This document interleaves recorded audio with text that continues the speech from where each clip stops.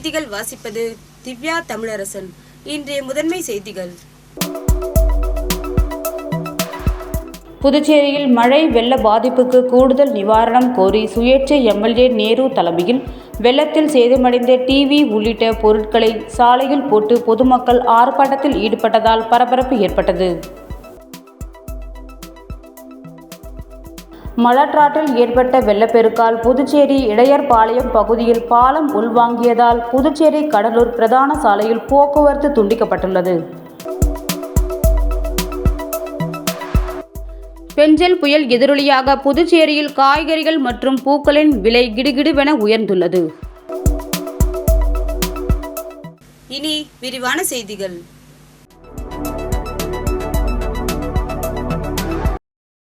புதுச்சேரியில் மழை வெள்ள பாதிப்புக்கு கூடுதல் நிவாரணம் கோரி சுயேட்சை எம்எல்ஏ நேரு தலைமையில் வெள்ளத்தில் சேதமடைந்த டிவி உள்ளிட்ட பொருட்களை சாலையில் போட்டு பொதுமக்கள் ஆர்ப்பாட்டத்தில் ஈடுபட்டதால் பரபரப்பு ஏற்பட்டது. பெஞ்சல் புயல் காரணமாக பெய்த கனமழையால் புதுச்சேரி மாநிலமே வெள்ளக்காடானது. குறிப்பாக தாழ்வான பகுதிகள் மழை வெள்ளத்தால் சூழப்பட்டது. இதனிடையே புயலால் பாதிக்கப்பட்ட அனைத்து குடும்ப அட்டைக்கும் ரூபாய் 5000 நிவாரணமாக வழங்கப்படும் என புதுவை அரசு அறிவித்தது. பாதிக்கப்பட்டவர்களுக்கும் வேடிக்கை பார்த்தவர்களுக்கும் ஒரே நிவாரணமா என எதிர்க்கட்சிகள் உட்பட பல்வேறு தரப்பினரும் எதிர்ப்பு தெரிவித்தனர். இந்த நிலையில் உருளையம்பேட்டை தொகுதி மக்கள் அதிகம் பாதிக்கப்பட்டு உள்ளதாகவும் வருவாய்த்துறை மூலம் ஆய்வு செய்து அதிக நிவாரண தொகை வழங்க வேண்டும் என வலியுறுத்தி சுயேட்சை எம்எல்ஏ நேரு தலைமையில் புயலால் பாதிக்கப்பட்ட டிவி உள்ளிட்ட பொருட்களை காமராஜர் சிலை அருகே சாலையில் கொட்டி பொதுமக்கள் திடீர் ஆர்ப்பாட்டத்தில் ஈடுபட்டனர். இதனால் அப்பகுதியில் பரபரப்பு ஏற்பட்டதுடன் போக்குவரத்தும் கடுமையாக பாதிக்கப்பட்டது. இதுகுறித்து தகவல் அறிந்த அதிகாரிகள் போராட்டத்தில் ஈடுபட்டவர்களுடன் பேச்சுவார்த்தை நடத்தினர். ஆனால் அவர்கள் அதை ஏற்காமல் புதுவை அரசு உறுதியளிக்கும் வரை போராட்டத்தை கைவிட மாட்டோம் என கூறி அதிகாரிகளுடன் கடும் வாக்குவாதத்தில் ஈடுபட்டனர். இதனால் அங்கு போலீசார் குவிக்கப்பட்டனர். சுமார் 1 மணி நேரம் போராட்டத்திற்கு பிறகு முதலமைச்சருடன் பேசி உரிய நடவடிக்கை எடுப்பதாக கூறியதை தொடர்ந்து போராட்டம் கைவிடப்பட்டது.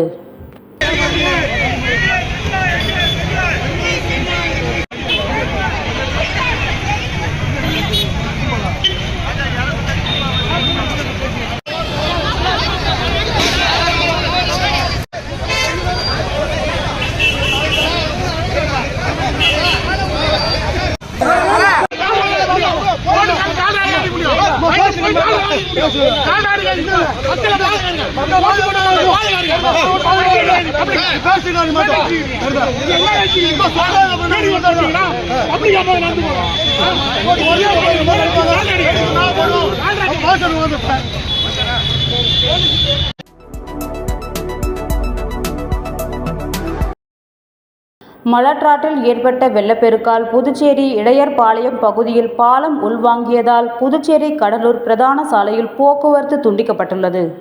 தென்பெண்ணை ஆறு மற்றும் மலட்ராட்டில் ஏற்பட்ட வெள்ளப்பெருக்கால் புதுச்சேரி கடலூர் சாலையில் ஆங்காங்கே சாலைகளில் வெள்ளநீர் சூழ்ந்து கடந்த சில நாட்களாக இந்த சாலைகளில் போக்குவரத்து தடைப்பட்டிருந்த நிலையில் இன்று மாலை முதல் வெள்ளநீர் வடிந்ததால் இந்த சாலையில் மீண்டும் வழக்கம் போல் வாகனங்கள் செல்லத் தொடங்கியது. இந்த நிலையில் மலட்ராட்டில் ஏற்பட்ட வெள்ளப்பெருக்கால் இன்று இரவு புதுச்சேரி இடையர்பாளையம் பகுதியில் சிறிய பாலம் திடீரென உள்வாங்கியது. இதனால் புதுச்சேரி கடலூர் பிரதான சாலையில் மீண்டும் போக்குவரத்து தடை செய்யப்பட்டது. இதனையடுத்து புதுச்சேரியில் இருந்து கடலூர் நோக்கி செல்லும் வாகனங்கள் முருங்கம்பாக்கம், கொம்பாக்கம், திருக்காஞ்சி, தவளக்குப்பம் வழியாக திருப்பிவிடப்பட்டன. மேலும் கடலூரில் இருந்து புதுச்சேரி நோக்கி வரும் வாகனங்கள் தவளக்குப்பம், அபிஷேகப்பாக்கம், உருவையாறு, வில்லியனூர் வழியாக திருப்பிவிடப்பட்டன. இதனிடையே இடையர்பாளையத்தில் பாலம் உள்வாங்கிய இப்பகுதியை முதலமைச்சர் ரங்கசாமி, சபாநாயகர் செல்வம், பொதுப்பணித்துறை அமைச்சர் லட்சுமி நாராயணன் மற்றும் அதிகாரிகள் ஆய்வு மேற்கொண்டனர்.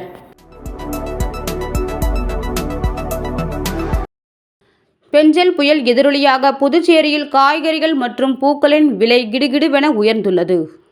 புதுச்சேரிக்கு தேவையான காய்கறிகள் திருச்சி, ஓசூர், பெங்களூர், கோலார் உள்ளிட்ட பகுதிகளில் இறக்குமதி செய்யப்படுகிறது. இதேபோல் சென்னை, கோயம்பேடு மார்க்கெட்டில் இருந்து புதுச்சேரி பெரிய மார்க்கெட்டிற்கு காய்கறிகள் விற்பனைக்காக லாரிகள் மூலம் கொண்டுவரப்படும் நிலையில் பெஞ்சல் புயலை ஒட்டி தமிழகத்தில் கடந்த சில நாட்களாக கனமழை வெளுத்து வாங்கி வருகிறது. இதனால் பல பகுதிகளில் போக்குவரத்து துண்டிக்கப்பட்டுள்ளது. மேலும் தொடர் கனமழையால் காய்கறி உற்பத்தியும் பாதிக்கப்பட்டுள்ளது. இதன் காரணமாக புதுச்சேரிக்கான காய்கறி வரத்து வெகுவாக குறைந்து அவற்றின் விலை கிடுகிடுவென உயர்ந்துள்ளது. புதுச்சேரி பெரிய மார்க்கெட்டில் நேற்று கிலோ தக்காளி 40 முதல் 45 வரை விற்பனை செய்யப்பட்ட நிலையில் இன்று 1 கிலோ தக்காளி ரூபாய் 55 முதல் 60 வரை விற்பனை செய்யப்பட்டது. அதேபோல் கேரட் 70 இருந்து 90ஆகவும், ஊட்டி கேரட் 70 இருந்து 100ஆகவும், முள்ளங்கி 35 இருந்து 60ஆகவும், பீட்ரூட் 45 இருந்து 70ஆகவும், சுரைக்காய் 25 இருந்து 50ஆகவும் என பெரும்பாலான காய்கறிகள் 5 முதல் 20 வரை விலை உயர்ந்துள்ளது. காய்கறி விலை கிடுகிடு உயர்வால் இல்லத்தரசிகள் வேதனடைந்து வருகின்றனர். இதேபோல் பூக்கள் விலையும் உயர்ந்துள்ளது. புதுச்சேரி பெரிய மார்க்கெட்டிற்கு திருவண்ணாமலை, திண்டுக்கல், கடலூர், ஓசூர், பெங்களூர் உள்ளிட்ட பகுதிகளில் இருந்து பூக்கள் விற்பனைக்கு வரும் நிலையில் கனமழை காரணமாக பூக்களின் வரத்தும் குறைந்து அவற்றின் விலையும் உயர்ந்துள்ளது.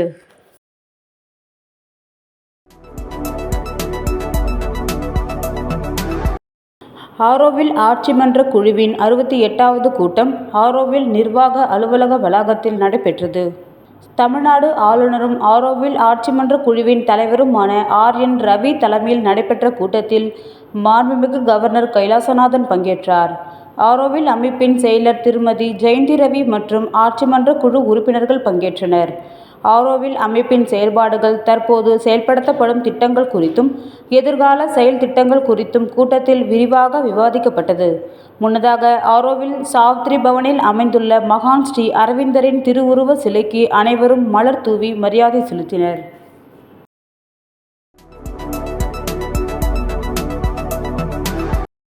தமிழ்நாடு முன்னாள் முதலமைச்சர் செல்வி ஜெயலலிதா அவர்களின் நினைவு நாள் புதுச்சேரி அரசு சார்பில் அனுசரிக்கப்பட்டது.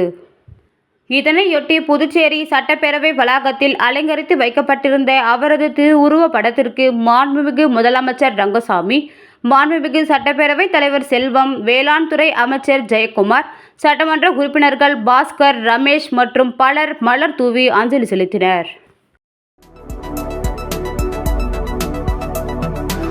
சேதராப்பட்டு பழைய காலனியில் எழுந்தருளியுள்ள ஸ்ரீ நீலாவதி அம்மன் உடன் ஸ்ரீ விநாயகர், ஸ்ரீ முருகன் மற்றும் நவக்கிரக கும்பாபிஷேக விழாவை முன்னிட்டு சட்டமன்ற உறுப்பினர்கள் தீப்பாஞ்சான் மற்றும் கார்த்திகேயன் நன்கொடை வழங்கினர்.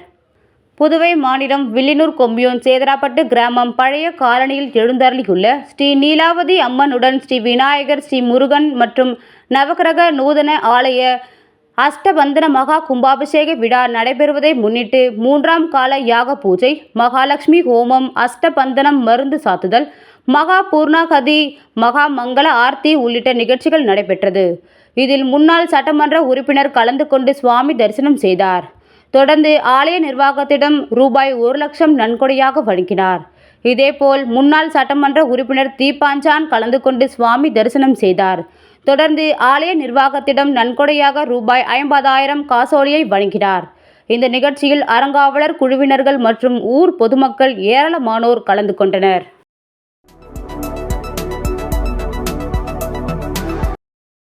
திருபுவனை தொகுதி ஓம்சக்தி நகர் பகுதியில் மழையால் பாதிக்கப்பட்ட குடும்பங்களுக்கு தண்ணீர், பால், பிரெட், உணவுப் பொருட்கள் மற்றும் மருத்துவ உபகரணங்களை சட்டமன்ற உறுப்பினர் அங்காளன் வழங்கினார்.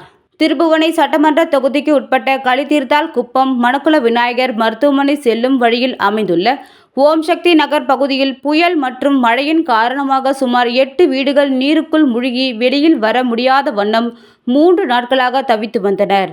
இதனையடுத்து தகவல் அறிந்த சட்டமன்ற உறுப்பினர் அங்காளன் போர்க்கால அடிப்படையில் தீயணைப்பு துறையினர் உதவியுடன் பாதிக்கப்பட்ட நபர்களுக்கு தண்ணீர், பால் பாக்கெட், பிரெட் பாக்கெட், உணவுகள் மற்றும் மருத்துவ உபகரணங்கள் வழங்கி தண்ணீரை உடனடியாக அப்புறப்படுத்துவதற்கான நடவடிக்கை எடுப்பதாக கூறினார். மண்ணாடிப்பட்டு கொம்யூன் பஞ்சாயத்து ஆணையர் எழில்ராஜன், உதவி பொறியாளர் மல்லிகா அர்ஜுனன், இளநிலை பொறியாளர் பாஸ்கர் மற்றும் சட்டமன்ற உறுப்பினரின் ஆதரவாளர்கள் இந்த நிகழ்ச்சியில் கலந்து கொண்டனர்.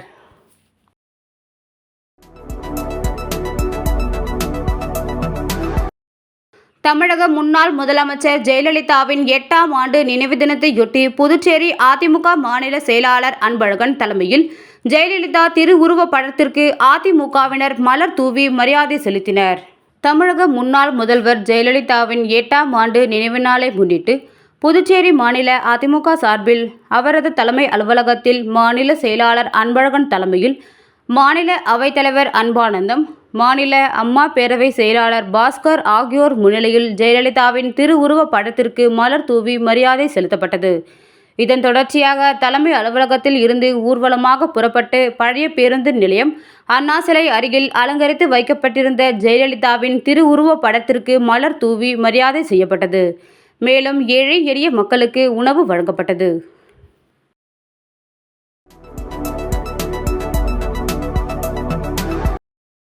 புதுச்சேரியில் 10ஆம் வகுப்பு +2 வகுப்பு பொதுத் தேர்வுக்கு தனி தேர்வர்கள் இணையதளம் மூலம் விண்ணப்பிக்கலாம் என பள்ளி கல்வித்துறை அறிவித்துள்ளது. புதுவை பள்ளி கல்வித்துறை இணை இயக்குனர் சிவகாமி புதன்கிழமை வெளியிட்டுள்ள செய்திக்குறிப்பில், புதுச்சேரியில் வரும் 2025ஆம் ஆண்டு மார்ச், ஏப்ரலில் நடைபெற உள்ள 10, 11 மற்றும் 12ஆம் வகுப்பு அரசு பொதுத் தேர்வுகளுக்கு தகுதியான தனி தேர்வர்களிடம் இருந்து விண்ணப்பங்கள் வரவேற்கப்படுகின்றன. தேர்வுகளுக்கு விண்ணப்பிக்க விரும்பும் தனி தேர்வர்கள் நாளை முதல் டிசம்பர் 17ஆம் தேதி வரை தினமும் காலை 11 மணி முதல் மாலை 5 மணி வரையிலும் இணையதளம் வாயிலாக விண்ணப்பங்களை பதிவு செய்யலாம். விண்ணப்பதாரர்கள் அவர்களுக்கான விதிமுறை அறிவுரைகளையும் தேர்வர்கள் பட்டியலையும் கல்வித்துறை இணையதளத்தில் அறிந்து கொள்ளலாம் என குறிப்பிடப்பட்டுள்ளது.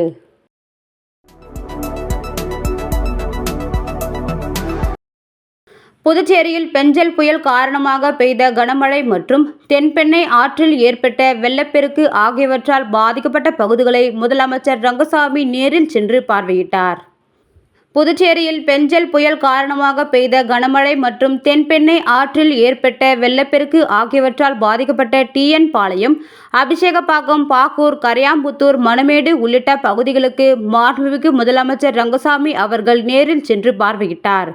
மழை மற்றும் வெள்ள நீரில் மூழ்கிய வீடுகள், விளைநிலங்கள் மற்றும் பொதுமக்கள் தங்க வைக்கப்பட்டுள்ள நிவாரண முகாம்கள் ஆகியவற்றையும் பார்வையிட்ட முதலமைச்சர் ரங்கசாமி பாதிக்கப்பட்ட மக்கள் மற்றும் விவசாயிகளுக்கு ஆறுதல் கூறினார்.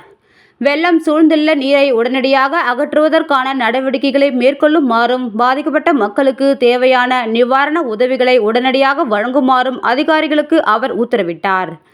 இந்த நிகழ்ச்சியில் சட்டப்பேரவைத் தலைவர் செல்வம், வேளாண் துறை அமைச்சர் ஜெயக்குமார், சட்டப்பேரவை துணைத் தலைவர் ராஜவேலு, சட்டமன்ற உறுப்பினர் செந்தில்குமார், வேளாண் துறை இயக்குனர் வசந்தகுமார் ஆகியோர் உடனிருந்தனர்.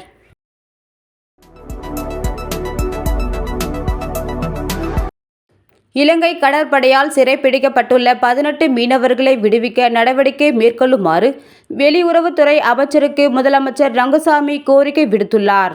தமிழகம் மற்றும் புதுச்சேரியை சேர்ந்த மீனவர்கள் கடலில் மீன்பிடிக்கும் போது இலங்கை கடற்படை சிறைப்பிடிக்கும் சம்பவங்கள் தொடர்ந்து அரங்கேறி வருகின்றன. புதுச்சேரி மாநிலம் காரைக்காலை சேர்ந்த 15 பேர், தமிழகத்தை சேர்ந்த 3 பேர் என மொத்தம் 18 மீனவர்கள் இலங்கை கடற்படையால் கடந்த சில தினங்களுக்கு முன்பு சிறைப்பிடிக்கப்பட்டனர். இதன் காரணமாக இரு மாநில மீனவர்கள் மத்தியிலும் பதட்டம் நிலவி வரும் காரணத்திற்காக சிறைப்பிடிக்கப்பட்டுள்ள மீனவர்களை இலங்கை அரசு விடுவிக்க உரிய நடவடிக்கை மேற்கொள்ளும்படி இந்திய வெளியுறவுத்துறை அமைச்சர் சுப்பிரமணிய ஜெய்சங்கருக்கு முதலமைச்சர் ரங்கசாமி கடிதம் அனுப்பியுள்ளார்.